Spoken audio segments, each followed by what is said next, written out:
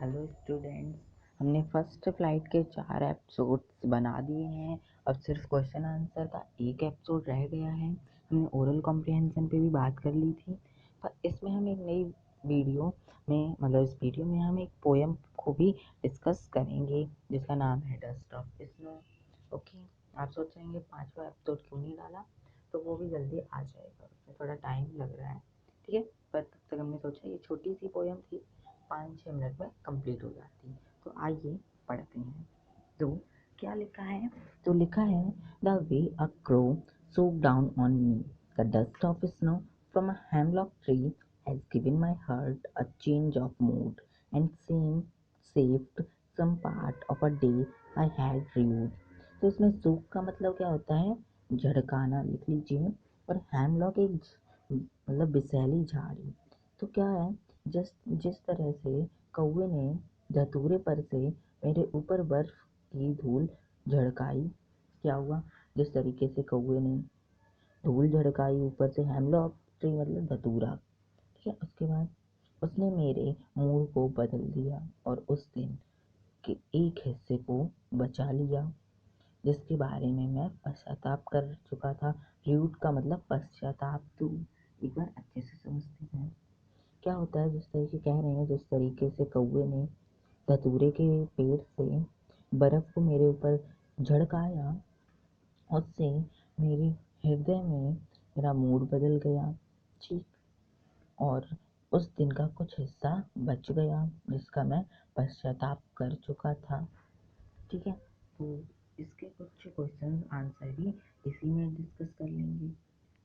तो पहला है, what is the dust of snow, what does the poet says has changed his mood, how has the poets mood changed.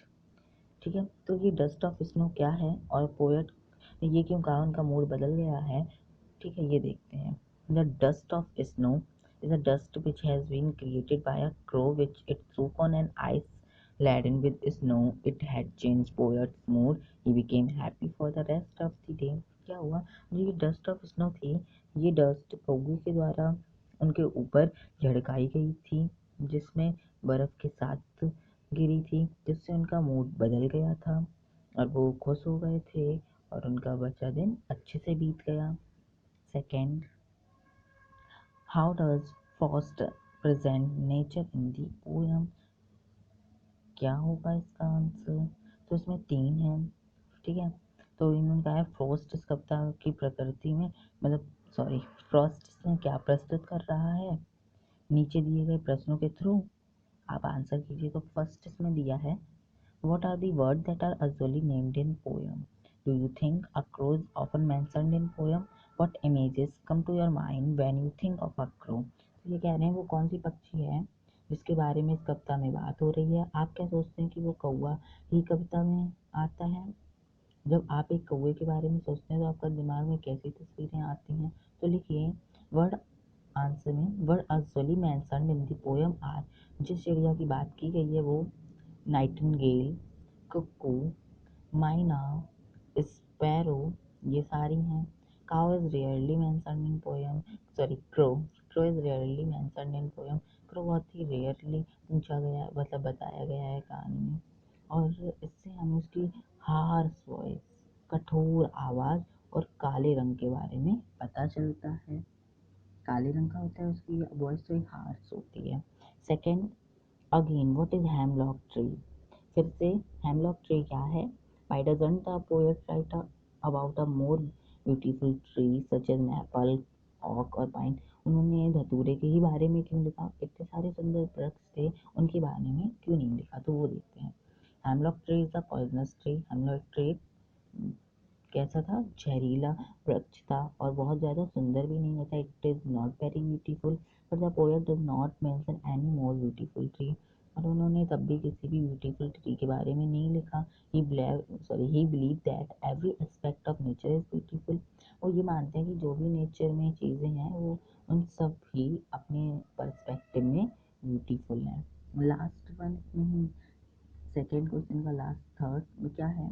What do the crow and hemlock represent, joy or sorrow?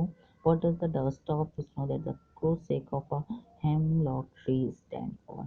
ये कह रहे हैं कौवा और hemlock किसका प्रतिनिधित्व है, क्या रिप्रेजेंट कर रहा है, जॉय या सैरो, आनंद या दुख।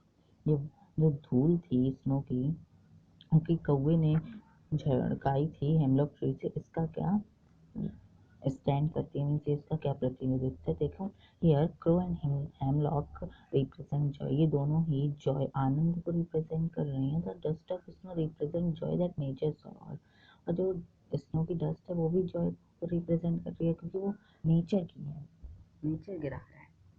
Last question of that chapter. Have there been time when you felt depressed or hopeless? Have you embraced a similar moment that changed your mood that day? कहा गया है कि बहुत बार होता है कि हमारा मूड जो होता है वो डिप्रेस हो जाता है, होपलेस हो जाता है। आपके साथ ऐसा कोई चीज़ हुई है जिसमें आपका दिन बदल गया हो? नहीं, मेरे साथ तो नहीं हुआ, तुम्हारे साथ हुआ हो तो कमेंट सेशन में ज़रूर बताना। वीडियो को लाइक कर देना, चैनल सब्सक्राइब कर देना, शेयर कर देना, और इसके बारे में अगर हुआ हो तो अपना भी एक्सपीरियंस शेयर कर देना, ना हुआ तो नो तो कमेंट में ज़रूर लिख देना। चलो, ये चैप्टर तो प्रॉपर ख़त्म हो गया एक ही वीडियो में, तो ये चैप्टर तो रट जाना चाहिए। चैप्टर क्या पढ़ा मैं, चलो बाय।